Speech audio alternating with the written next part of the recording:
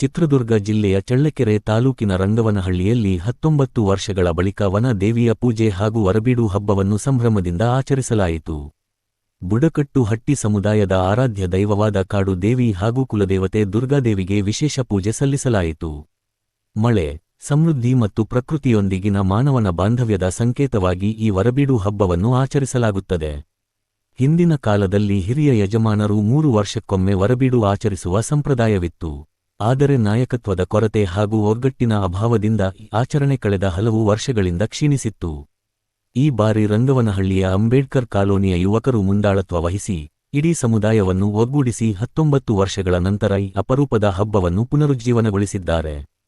ಹಬ್ಬದ ಅಂಗವಾಗಿ ಕಬಡ್ಡಿ ಸೇರಿದಂತೆ ವಿವಿಧ ಜಾನಪದ ಕ್ರೀಡೆಗಳು ಹಾಗೂ ಸಾಂಸ್ಕೃತಿಕ ಕಾರ್ಯಕ್ರಮಗಳು ನಡೆದವು.